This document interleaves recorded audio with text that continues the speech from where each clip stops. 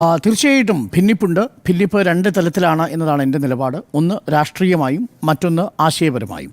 രാഷ്ട്രീയമായിട്ടുള്ള ഭിന്നിപ്പ് ഇന്നോ ഇന്നലെയോ തുടങ്ങിയതല്ല. പ്രേക്ഷകർക്കറിയാവുന്നതുപോലെ 1989 കാന്തപുരം വിഭാഗം AP വിഭാഗം കമ്മ്യൂണിസ്റ്റ് പാർട്ടിയുമായിട്ട് ഇടതുപക്ഷവുമായിട്ട് ഏറെക്കുറെ സഹകരിച്ച് മുന്നോട്ട് പോവുകയും പിന്തുണ പ്രഖ്യാപിക്കുകയും ഒക്കെ ചെയ്യുമ്പോൾ EK വിഭാഗത്തെ ഒപ്പം നിർത്താൻ എല്ലാ കാലഘട്ടങ്ങളിലും ലീഗ് കൃത്യമായി ശ്രമിച്ചിട്ടുണ്ട്. അന്നൊന്നും രൂപപ്പെടാത്ത ഒരു ബുദ്ധിമുട്ട് ജെഫ്രി മുത്തുക്കോയ തങ്ങൾ EK വിഭാഗത്തിൻ്റെ സുന്നി വിഭാഗത്തിൻ്റെ സമസ്തയുടെ തലപ്പത്തേക്ക് എത്തുന്ന സമയത്ത് രൂപപ്പെട്ടു വരുന്നുണ്ട്. അതിൻ്റെ ഒരു പ്രധാനപ്പെട്ട കാരണം സമസ്തയ്ക്കൊരു സ്വതന്ത്ര അസ്തിത്വം ഉണ്ടാവുന്നു എന്നുള്ളത് ഒരു വലിയ പ്രധാനപ്പെട്ട ഒരു രാഷ്ട്രീയ വിഷയമായിട്ടാണ് ലീഗ് കാണുന്നത്. ഏറ്റവും ഒടുവിലത്തെ ഉദാഹരണമാണ് നമ്മൾ നേരത്തെ പറഞ്ഞ സുപ്രഭാതം പത്രത്തിലാണ് ചന്ദ്രികയേക്കാൾ സർക്കുലേഷൻ. അത് ലീഗിനെ സംബന്ധിച്ചുണ്ടാക്കുന്ന ആശങ്ക ചെറുതല്ല. അപ്പോൾ സ്വതന്ത്രമായ അസ്തിത്വം സമസ്തയ്ക്കുണ്ടാവുന്നു. സമസ്തയുടെ ആശയപ്രചരണമായിട്ടുള്ള സുപ്രഭാതത്തിന് ചന്ദ്രികയോളമോ ചന്ദ്രികയേക്കാളോ വലിയ സർക്കുലേഷൻ ഉണ്ടാവുന്നു. സ്വന്തമായി തീരുമാനങ്ങൾ ലീഗിനോട് കൂടിയാലോചിക്കാതെ മുസ്ലിം വിഷയങ്ങളിൽ എടുക്കുന്ന അവസ്ഥയിലേക്ക് എത്തുന്നു. ഇത് 1989 ശേഷം ലീഗും സമസ്തയും തമ്മിലുള്ള രസതന്ത്രത്തിൽ നിന്നുള്ള ഒരു വ്യത്യാസമായിട്ടാണ് പൊതുവെ കാണുന്നത്. ഇപ്പോൾ അതിലാണ് പല വിഷയങ്ങൾ. ഉദാഹരണത്തിന് നേരത്തെ അലിക്കുട്ടി മുസ്ലിയാർ കേരള പര്യടനത്തിൽ പങ്കെടുക്കാൻ പോകുന്ന വിഷയം, ആ വിഷയം വരുന്ന സമയത്ത് ലീഗിൻ്റെ എതിർപ്പുണ്ടായിരുന്നു, പക്ഷേ അവിടെ പോയി അല്ലേ. അതിനുശേഷം വഖഫിൻ്റെ വിഷയം വരുന്ന സമയത്ത് PSCക്ക് വിട്ടിരിക്കുന്നൊരു തീരുമാനം ലീഗ് ശക്തമായ എതിർപ്പ് ഉയർത്തുമ്പോഴും കോർഡിനേഷൻ കമ്മിറ്റിയിലുണ്ടായിരുന്ന രണ്ട് സുന്നി വിഭാഗങ്ങളുടെയും EK AP വിഭാഗത്തിൻ്റെ പൂർണ്ണമായിട്ടുള്ള അപേക്ഷയെ മാനിച്ചുകൊണ്ട് അവരെ വിശ്വാസത്തിലെടുത്തുകൊണ്ട് സർക്കാർ അത് പിൻവലിക്കുന്ന ഒരവസ്ഥയുണ്ടാവുന്നു. അപ്പോൾ അതും ലീഗുമായിട്ട് ചർച്ച ചെയ്യുന്നില്ല, സമസ്തയുമായി ബന്ധപ്പെട്ട് ചർച്ച ചെയ്യുന്നു. സിവിൽ കോഡുമായിട്ടുള്ള ബന്ധപ്പെട്ടുള്ള സെമിനാറിൽ പങ്കെടുക്കാൻ പോകണമോ എന്ന ചോദ്യത്തിന് ലീഗിൻ്റെ അഭിപ്രായത്തെ മാനിക്കാതെ സമസ്ത പങ്കെടുക്കുന്ന അവസ്ഥയുണ്ടാവുന്നു. അങ്ങനെ വ്യത്യസ്ത വിഷയങ്ങൾ ലീഗിൻ്റെ അഭിപ്രായത്തിനും അപ്പുറം സ്വതന്ത്രമായ തീരുമാനമെടുക്കുന്ന ഒരു സംഘടന എന്ന രീതിയിലേക്ക് സമസ്ത മാറുന്നു എന്നുള്ളത് തീർച്ചയായും ലീഗിനെ സംബന്ധിച്ച് വലിയ ആശങ്കയുണ്ടാക്കുന്നതാണ്. ഇതാണ് ഒരു ഭാഗത്ത് നിൽക്കുന്നത്.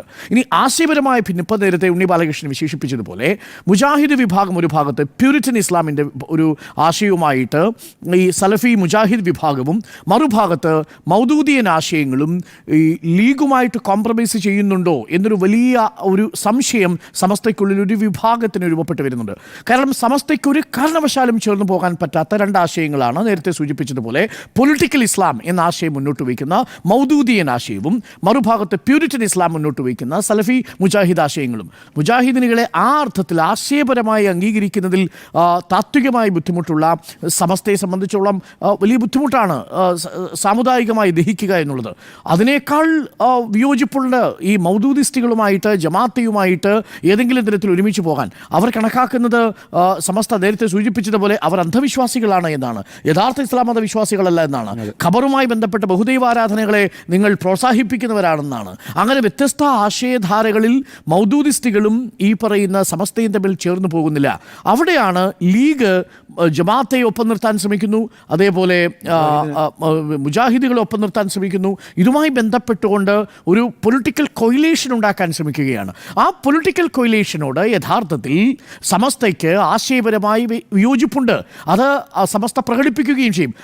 ഭിന്നിപ്പ് മൂർച്ഛിച്ചു എന്ന് മാത്രമല്ല, ഇതൊരു അസാധാരണമായ ഭിന്നിപ്പുമാണ്. ഈ ഭിന്നിപ്പ് വലിയ പ്രത്യാഘാതങ്ങൾ ആ സമുദായത്തിനുള്ളിൽ ഉണ്ടാക്കുമെന്നാണ് ഞാൻ പ്രതീക്ഷിക്കുന്നത്. അപ്പോൾ നോക്കൂ, നമ്മൾ കാണുന്നത് പോലെ സമസ്ത ഭിന്നിച്ചിരിക്കുന്നു. എങ്ങനെയാണ് ഭിന്നിച്ചിരിക്കുന്നത്? ഒരു പക്ഷത്ത് ലീഗ് അനുകൂലികൾ ഉണ്ടായിരിക്കുന്നു, മറുവശത്ത് ലീഗിനെതിരായിട്ടുള്ളൊരു വിഭാഗം ഉണ്ടായിരിക്കുന്നു. എന്നാൽ അതിനൊക്കെ അപ്പുറത്ത് ആഴമുള്ളൊരു ആശയ പ്രതിസന്ധി ആ സമുദായത്തിൽ രൂപപ്പെട്ടു വരുന്നതിൻ്റെ ചില പ്രതികരണങ്ങളും ചില പ്രതിഫലനങ്ങളുമാണ് ഇപ്പോൾ ഉണ്ടായിരിക്കുന്ന അഥവാ ഇപ്പോൾ പ്രത്യക്ഷമായിരിക്കുന്ന ഭിന്നിപ്പ് എന്നാണ് ഞാൻ മനസ്സിലാക്കുന്നത്. ഇപ്പം നമുക്കറിയാമല്ലോ, 2022 വഖഫ് ബോർഡിലെ നിയമനവുമായി ബന്ധപ്പെട്ട് പിണറായി സർക്കാർ ഒരു പുതിയ നിയമം കൊണ്ടുവരുന്നു. ആദ്യം അതൊരു ഓർഡിനൻസായി കൊണ്ടുവന്നു, പിന്നെ ഒരു ബില്ലായി കൊണ്ടുവന്നു. അത് നിയമസഭയിൽ ചർച്ചയ്ക്ക് വെച്ചു. PK കുഞ്ഞാലിക്കുട്ടി അടക്കമുള്ളവർ അതിനെ ശക്തമായി എതിർത്തു. പിണറായി അതിനെയൊക്കെ ഖണ്ഡിച്ചു. ഒടുവിൽ എന്താ സംഭവിച്ചത്? ആ ബില്ല് പിൻവലിച്ചു. ആ ബില്ല് എങ്ങനെയാണ് പിൻവലിച്ചത്? വിവിധ മുസ്ലിം സംഘടനകളുമായി മുഖ്യമന്ത്രി പിണറായി വിജയൻ ചർച്ച നടത്തി. ആ ചർച്ചയുടെ അടിസ്ഥാനത്തിലാണ് ആ ബില്ല് പിൻവലിക്കാനായിട്ട് തീരുമാനിക്കുന്നത്. അക്കാലത്ത് നമ്മൾ കേട്ടിരുന്ന ഒരു കാര്യം എന്താണ്? സമസ്തയുമായിട്ട് പിണറായി വിജയൻ വളരെ ഒരു അടുപ്പം സ്ഥാപിക്കുകയും ജിഫ്രി മുത്തുക്കോയ തങ്ങൾ അടക്കമുള്ള ആളുകളുമായി ചർച്ച നടത്തി അതിൻ്റെ അടിസ്ഥാനത്തിൽ ആ ബില്ല് പിൻവലിക്കുകയും ചെയ്തു എന്നാണ്. സാധാരണഗതിയിൽ എന്താണ് മുസ്ലിം ലീഗ് എന്ന് പറയുന്നത്? മുസ്ലിം ലീഗ് എന്ന് പറയുന്നത് മുസ്ലിം സമുദായത്തിൻ്റെ ഒരു പൊളിറ്റിക്കൽ ഔട്ട്ഫിറ്റ് ആണ്, ഒരു രാഷ്ട്രീയ മുഖമാണ്. അതേസമയം സമസ്ത എന്ന് പറയുന്നത് അവരുടെ ഒരു ആത്മീയ സ്ഥാപനമാണ്, ആത്മീയ പ്രസ്ഥാനമാണ്. അപ്പോൾ അത് രണ്ടും രണ്ട് ഫംഗ്ഷനാണ് നടത്തിക്കൊണ്ടിരുന്നത്. ഒരിക്കൽ പോലും സമസ്ത നേരിട്ട് സർക്കാരുമായി ബന്ധപ്പെട്ടിട്ടേയില്ല. ആ ബന്ധപ്പെട്ടിട്ടുള്ള എല്ലാ അവസരങ്ങളിലും അതിൻ്റെ മീഡിയേഷൻ എന്ന് പറയുന്നത് ലീഗായിരുന്നു. ലീഗ് ഒരു അവസരം ഉണ്ടാക്കി കൊടുക്കുകയും അതിൻ്റെ അടിസ്ഥാനത്തിലാണ് ഈ ചർച്ചകൾ നടക്കുകയും ചെയ്തത്. ആദ്യമായി ലീഗിൻ്റെ ആ ഒരു റെലവൻസ് അങ്ങ് പോവുകയാണ്. റെലവൻസ് പോകുന്നു എന്ന് മാത്രമല്ല, അത് ലീഗിന് വലിയ തിരിച്ചടിയാണ്. നേരിട്ട് സംസ്ഥാന നേതൃത്വം സർക്കാരുമായി ചർച്ചയ്ക്ക് പോകുന്നു എന്ന് പറഞ്ഞാൽ അതിൻ്റെ അർത്ഥം പിന്നെ ലീഗിന് അതിൻ്റെ ഒരു പ്രസക്തി, അതിൻ്റെ ഒരു മീഡിയേഷൻ പ്രസക്തി ഇല്ലാതായി പോകുന്നു എന്നുള്ളതാണ്.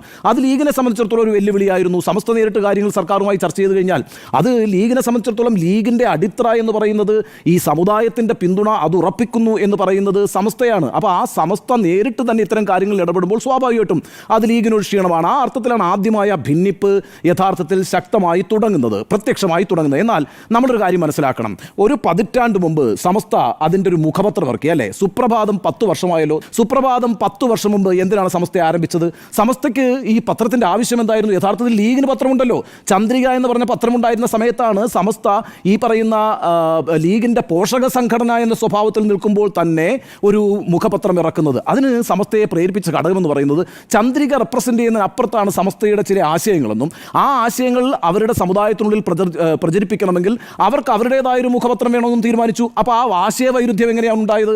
ആ ആശയവൈരുദ്ധ്യത്തിൻ്റെ അടിസ്ഥാനം എന്ന് പറയുന്നത് ലീഗിനകത്ത് രൂപപ്പെട്ടു വരുന്ന മുജാഹിദീൻ ജമാഅത്ത് വിഭാഗങ്ങളുടെ സ്വാധീനവുമായി ബന്ധപ്പെട്ടാണ്. ആ സ്വാധീനവുമായി ബന്ധപ്പെട്ടാണ് ഈ തർക്കം വരുന്നത്. ഇപ്പോൾ താങ്കൾ നേരത്തെ സൂചിപ്പിച്ചല്ലോ ഇന്നലെ ഇറങ്ങിയ വാർത്താക്കുറിപ്പ്. ആ വാർത്താക്കുറിപ്പിൽ വളരെ പ്രധാനപ്പെട്ട ഒരു തീരുമാനം, നിർണായകമായൊരു തീരുമാനം സമസ്ത പ്രഖ്യാപിച്ചിട്ടുണ്ട്. എന്താണെന്നറിയാമോ?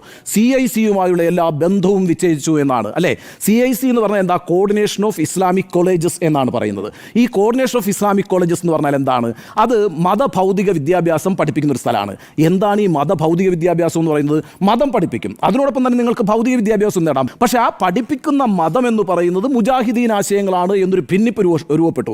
ഈ CIC-യുടെ നേതൃത്വത്തിൽ ആരാളെന്ന് അറിയാമോ? CIC-യുടെ അധ്യക്ഷൻ എന്ന് പറയുന്നത് പാണക്കാട് സാദിഖ് അലി ശിഹാബ് തങ്ങളാണ്, അതായത് മുസ്ലിം ലീഗിൻ്റെ അധ്യക്ഷൻ.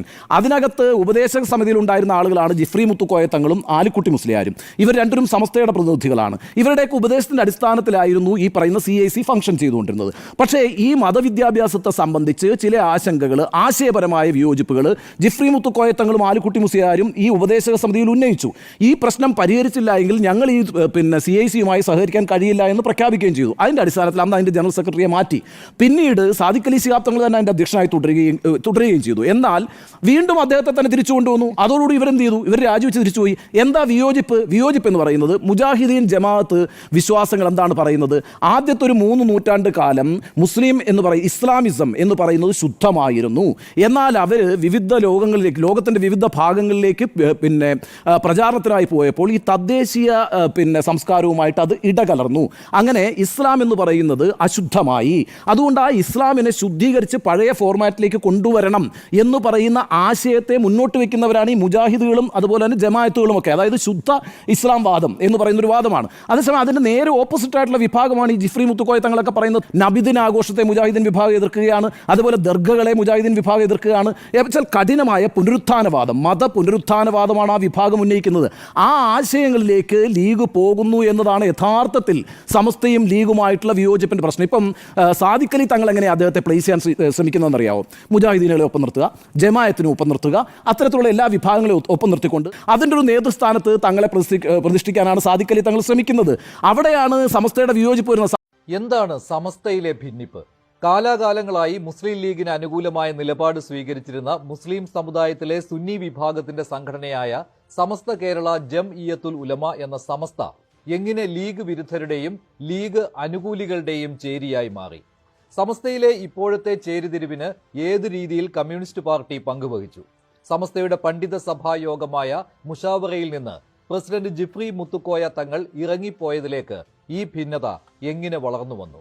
പ്രത്യക്ഷത്തിൽ തോന്നുന്നത് പോലെ സമസ്തയിൽ മുസ്ലിം ലീഗിനെ അനുകൂലിക്കുന്നവർ ലീഗ് വിരുദ്ധർ, അതല്ലെങ്കിൽ ലീഗ് അനുകൂലികൾ CPM പക്ഷപാതികൾ എന്ന തരത്തിലുള്ള ചേരിതിരിവാണോ ഉള്ളത്? അതോ വർഷങ്ങളായി ഉണ്ടായിരുന്ന ആശയപരമായ എതിർപ്പിന്റെ മൂർധന്യാവസ്ഥയാണോ ഇപ്പോൾ? യഥാർത്ഥത്തിൽ ആശയപരമായ തർക്കമാണ് സമസ്തയിലെ ചേരിതിരിവിന് പിന്നിൽ. അതിൽ മുസ്ലിം ലീഗിന്റെ പങ്ക് വലുതുമാണ്. മുസ്ലിം സമുദായത്തിന്റെ ഒരു പൊളിറ്റിക്കൽ മുഖമാണ് ലീഗെങ്കിൽ സുന്നി മുസ്ലിങ്ങളുടെ ആത്മീയ മുഖമാണ് സമസ്ത.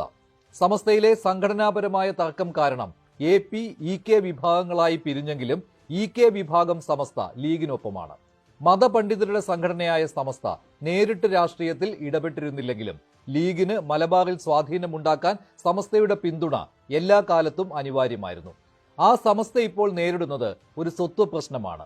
ഇത് ഇന്നോ ഇന്നലെയോ തുടങ്ങിയതല്ല, ഇപ്പോൾ അത് മൂർച്ഛിച്ചു എന്നതാണ്. സമസ്തയുടെ നിലനിൽപ്പിന്റെ കൂടി പ്രശ്നമാണിത്. ഇത് കണ്ടറിഞ്ഞ് സമസ്ത എന്ന മതസംഘടന സ്വന്തം ആശയപ്രചാരണത്തിന് മറ്റു വഴികൾ അത് ലീഗിൽ നിന്ന് വേറിട്ട് ഇതിനു മുൻപും സ്വീകരിച്ചിട്ടുണ്ട്. ഉദാഹരണത്തിന് മുഖപത്രമായ സുപ്രഭാതം പത്രം. ലീഗിന്റെ മുഖപത്രമായ ചന്ദ്രിക സമസ്തയുടെ ആശയങ്ങളോട് നീതി പുലർത്തുന്നില്ല എന്ന നിരീക്ഷണത്തിലാണ് സ്വന്തം പത്രത്തിന്റെ തുടക്കം. സുന്നികളെ മാത്രമല്ല മുജാഹിദുകളെയും ജമാഅത്തുകളെയും ഉൾപ്പെടുത്തി വിശാലമായ മുസ്ലിം പ്ലാറ്റ്ഫോമിലേക്ക് ലീഗ് പോകാൻ തുടങ്ങിയത് മുതൽ സമസ്തയുടെ എതിർപ്പ് തുടങ്ങിയതാണ്. അത് വളർന്ന് ലീഗ് വിരുദ്ധർ, ലീഗ് അനുകൂലികൾ എന്ന ചേരിയായി എന്ന് മാത്രം. ലീഗിലെ മുജാഹിദ് നേതാക്കളുടെ വിമർശനത്തിനും സമസ്ത നേതൃത്വം വിധേയരായിട്ടുണ്ട്. ലീഗിന് കീഴിലാക്കി സമസ്തയെ മാറ്റാനുള്ള നീക്കം നടക്കുന്നതായി സ്വാഭാവികമായും സമസ്തയിലെ ലീഗ് വിരുദ്ധർ എന്ന വിഭാഗം ഉറച്ചു വിശ്വസിക്കുന്നു. ജമാഅത്ത് മുജാഹിദ് ആശയങ്ങളെ എതിർക്കാത്ത സമസ്തയിലെ വിഭാഗത്തെ ലീഗ് അനുകൂലികൾ എന്നും ആശയപരമായി എതിർപക്ഷം വേർതിരിച്ചു. വിശ്വാസപരമായി ജമാഅത്ത് മുജാഹിദ് വിഭാഗങ്ങളെ അംഗീകരിക്കാൻ സമസ്തയ്ക്ക് കഴിയില്ല. ജമാഅത്തെ ഇസ്ലാമിയുടെയും SDPIയുടെയും സ്വാധീനം ലീഗിന്റെ മതേതര നിലപാടിന് വിരുദ്ധമാണെന്ന് സമസ്തയിലെ ലീഗ് വിരുദ്ധർ നിലപാടെടുക്കുകയാണ്. എന്നാൽ സുന്നികളെ മാത്രമല്ല മുസ്ലിം സമുദായത്തിലെ മറ്റു വിഭാഗങ്ങളെ ഉൾപ്പെടുത്തി മുന്നോട്ട് പോവുകയാണ് ലീഗിന്റെ അജണ്ട. അത് വളർന്ന് ജമാഅത്ത് മുജാഹിദ് സ്വാധീനം ലീഗിനെ കീഴ്പ്പെടുത്തുന്നതായാണ് സമസ്തയിലെ ലീഗ് വിരുദ്ധർ എന്ന വിഭാഗത്തിന്റെ ആശങ്ക.